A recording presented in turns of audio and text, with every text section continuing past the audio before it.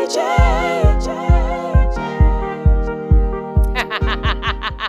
I guess I don't have an opening. Hi, everybody. How are you today? Welcome to the Kathy J Show. I am Kathy J. Thank you so much for joining me today.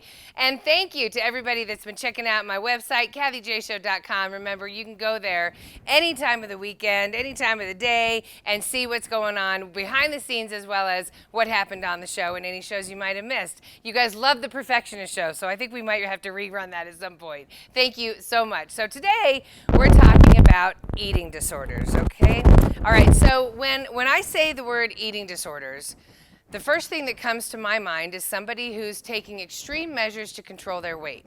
And while there may be some truth to that, there's a lot more going on. Even though the word eating is right there in the name, food is just one of the many aspects that plays a part in this illness. Now, there's three types of common eating disorders, and that's anorexia, bulimia, and binge eating.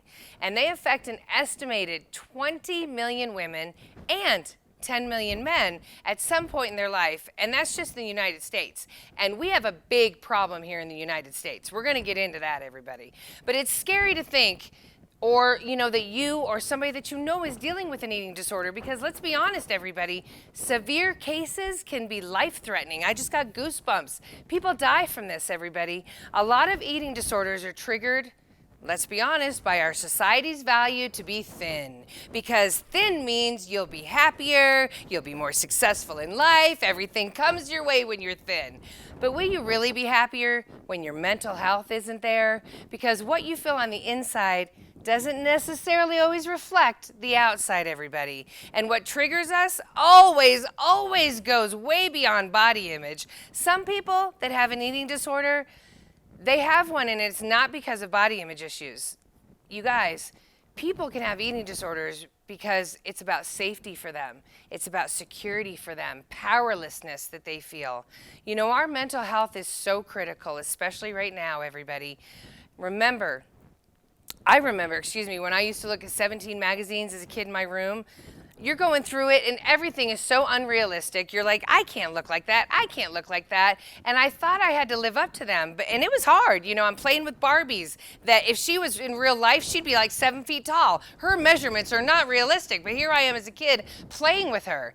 And you know what? There was an end to it, though. I could put Barbie down. I could put my magazine away and throw it under the bed. But kids today, mindlessly scrolling on Instagram, endless photos of attractive people, all these heavy filters on them, contouring them, not to mention the plastic surgery.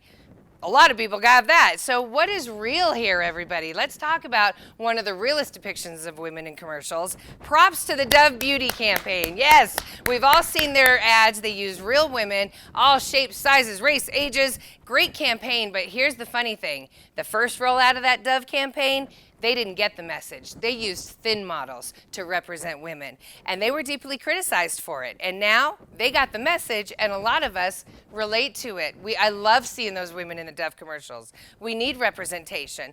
You know what? Being able to control the behavior of when to eat, what to eat, how to eat, is the way a person feels that they're in control, and we're going to learn a little bit more about that today. The first time I ever was introduced to somebody that had anorexia, it was the beautiful singer Karen Carpenter. I don't know if you know who she was, but back in the day, in the 70s, she and her brother, the Carpenters, they had a lot of hits, Close to You, I mean, it's a superstar, so many great songs. You hear her every Christmas. But my mother and I watched her Lifetime movie, and my mom loved her voice, so it was always on in the house, but that's when I learned about how people feel they lose control of their life, and then they do the eating disorder to gain control, but the eating disorder can kill you, as it did Karen Carpenter. She suffered from heart failure from the anorexia. So a lot of this is very serious, everybody, and today we're going to get into it. So my guest today is Dr. Lauren, who works with people who have eating disorders, and she's also here to share with us her personal story as well. So don't go away, everybody. We're going to put our mental health front and center today and help some people. We will be right back. Kathy J. Ramos Law is an official partner of the Kathy J Show. He's a medical doctor and a lawyer. Ramos Law, what makes us different makes us better.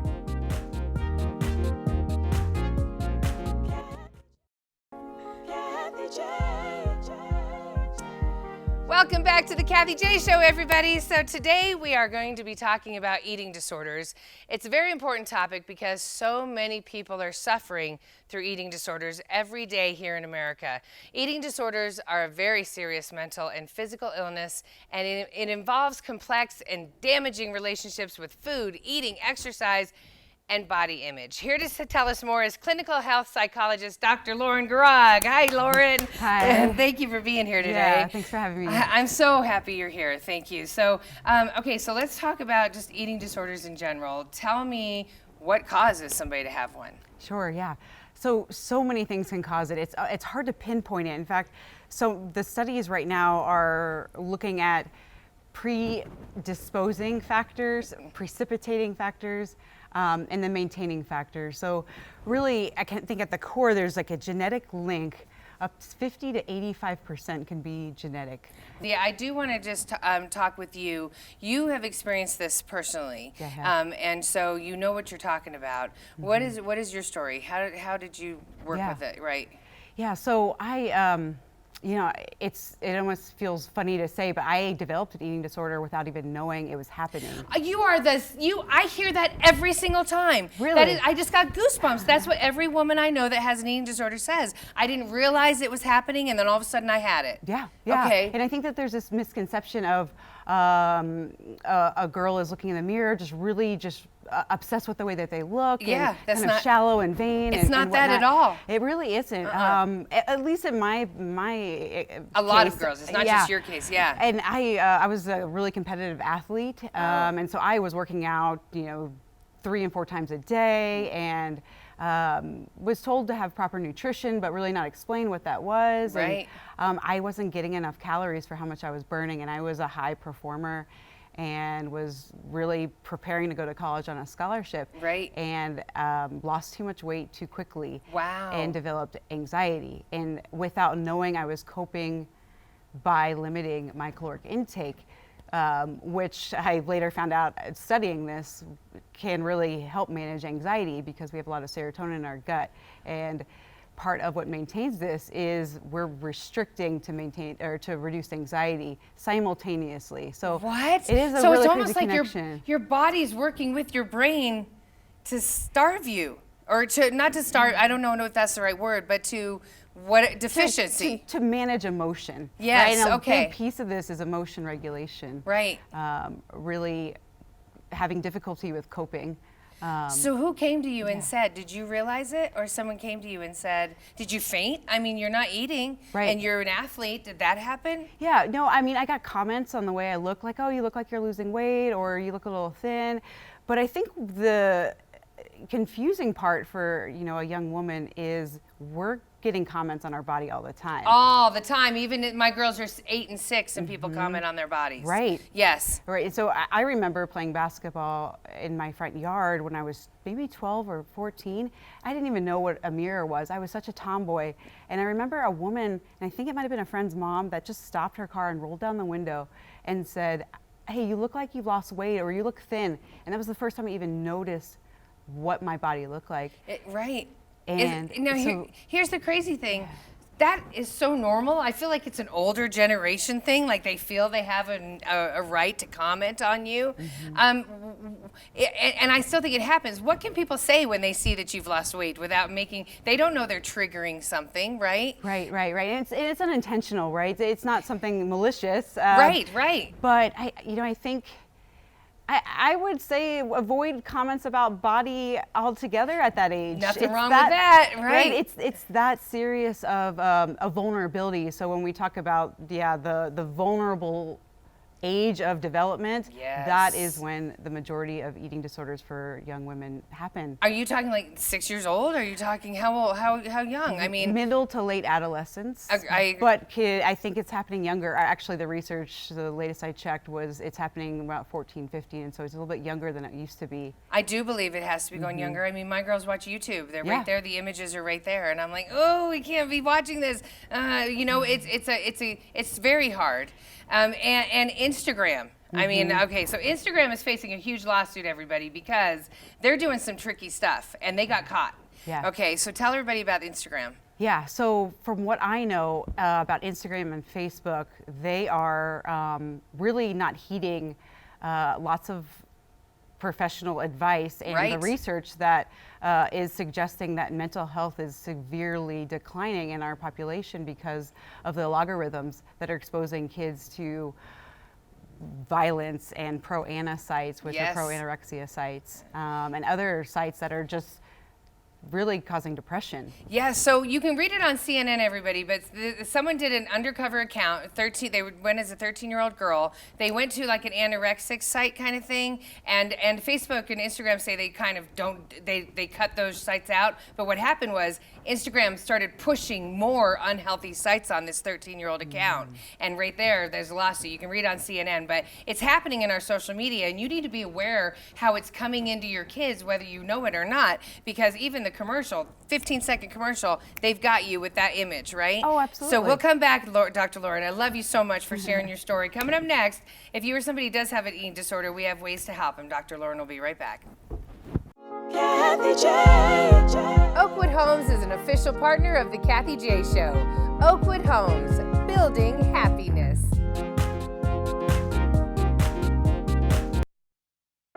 Kathy J. All right. Welcome back to the show, everybody. Thank you so much for spending this half hour with us. Today we're talking about eating disorders with Dr. Lauren. You know, eating disorders can be life-threatening, and it's a simple fact that there isn't a miracle cure. But you know what? There are things you can do that will make all the difference in the world. So, Dr. Lauren, let's start with the myths that are out there. The top three are eating disorders are bulimia, anorexia, and binge eating. Okay, so the myths out there are that that it's about your body image. There's people out there that have eating disorders that it has nothing to do with what they see in the mirror, right? It's their control. Well, so Or it's not about the control, it's the lack of control.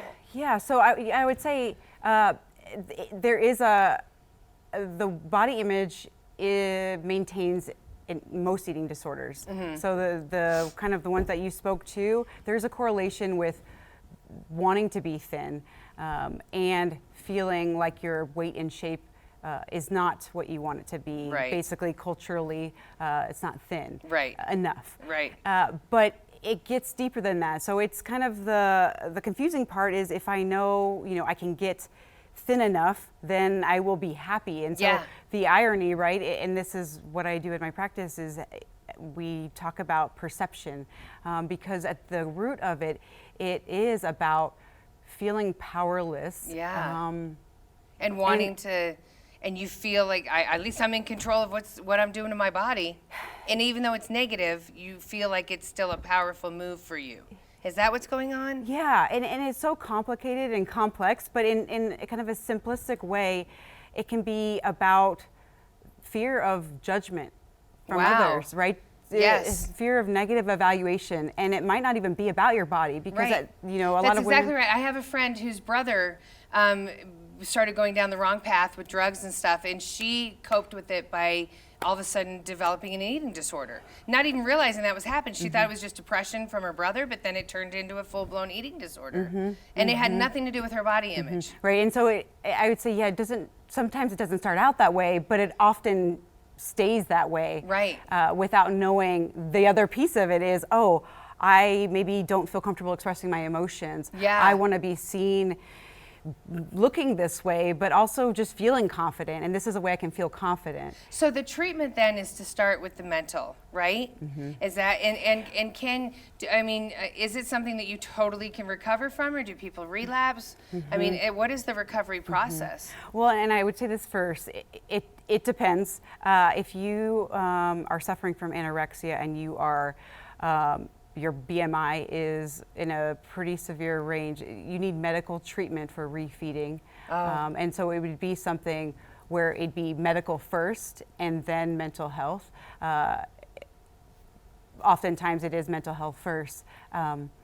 and remind me what you just asked. Oh 'cause no, I was no, in no, my no, head no, thinking no! about that I just was. now. I'm sorry. I was over here starting to tear up because I just want to put a message out there, everybody. Like, you're wonderful. You're amazing. Like, you're beautiful. You know, like, I mean, if I can find happiness with all this, I need you to find happiness with the body you've been given. And there's healthy ways to do it, right? You eventually yourself learned how to Yes, be that's an yes. athlete, right? And I think that's why I'm so passionate about coming and speaking to everyone about Absolutely. this, because I've seen professionals say that you can't overcome it. There are books that say you'll always have it. And that is a big myth. I overcame it, and I know I'm not the only one. There are plenty of other providers in this profession that do this work Yeah, that yeah. no longer struggle. It's complicated. It takes a lot of work. But speaking But of, it's possible. It's possible, everybody. And is this something that insurance helps out with? Yeah, absolutely. They do? Yep, Okay. absolutely. Quite a few inpatient, partial hospitalizations, and outpatient programs, Okay. except most insurances. Okay, and there's nothing, don't be ashamed to say you have an eating disorder. It's about getting help. If someone has, if I want to talk to someone to tell them I want them to get help, how do I say that without triggering something that's going to make them not? You know, I watched an interview with Karen Carpenter, and the lady came right out and was like, "So you're anorexic?" I mean, it was just vicious, and you could see her just melt. How do you talk to somebody about the fact that you don't like how they look? You know, you know, but it's an unhealthy look. Well, and I think that the other myth that you're kind of touching on is there's so much stigma with it, having an eating disorder, because the myth is that it's your issue. Yeah. And so we decide that it's the person who has the eating disorder that caused it or created it, when really they don't happen in vacuums. No eating disorder would happen without the multifactorial Issues, snowball that we're right. talking about the here, trauma, right? whatever it was that started creating why you felt the need that you were out of control and needed to get it. Oh my God. Okay, so there's ways to be healthier role models for our kids. Absolutely. You know, I don't let the girls play with the dolls that look crazy, you know, and when I do play Barbie with them, I'm like, I'm not realistic. This isn't what a body looks like, you know. But here I am getting in your Corvette. Like, I make those points as I'm playing. so great. You know, but that's what we need to do, right? Is Absolutely. remind everybody this isn't real. Yeah, Right, absolutely. Right. And the I think- Kardashians have taken 50 pictures to look like that, and they know exactly how to turn. So this is thin and this is big. I mean, it's all how they trick those photos. So you can't expect that you can do that. Absolutely. I Yeah. remember when I first saw one of the Dove campaigns, it opened my eyes that I wasn't using a critical lens because I was too young at the time watching TV to know what was happening. And even though maybe kids are aware, it still isn't something that crosses the threshold when you have an emotional impact in that moment. Yes, that's And so exactly right. what you're doing is great. Thank you, Dr. Lauren. Yeah. Okay, all right. If you want to connect with Dr. Lauren and learn more, ask her any of your questions. You can find her on Instagram, Garag_health_consulting. You can also connect with her on her website. It's garaghealth.com. Thank you, Dr. Lauren. We'll be right Yeah, back. you're welcome. Kathy J. The Colorado Lottery is an official partner of the Kathy J Show. Colorado Lottery, play on.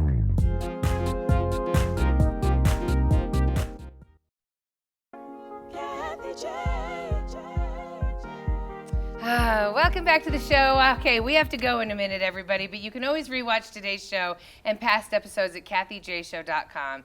Thank you, Dr. Yeah, my Lauren, for pleasure. being here. Thanks for having Thank you me. for sharing your story, and thank you for helping all the women and men out there. What would you like to say to everybody before we leave? I would love the opportunity to let everyone know that you're not alone if you are experiencing a struggle with an eating disorder, that it's really important to reach out now. They tend to get worse over time, and don't be ashamed. Right, Don't be the ashamed shame to reach piece. out, everybody. Dr. Lauren, thank you so much. My Everyone, pleasure. have a good day, and take care of yourself, will you? Yay! Great job! Even the pausing was still good.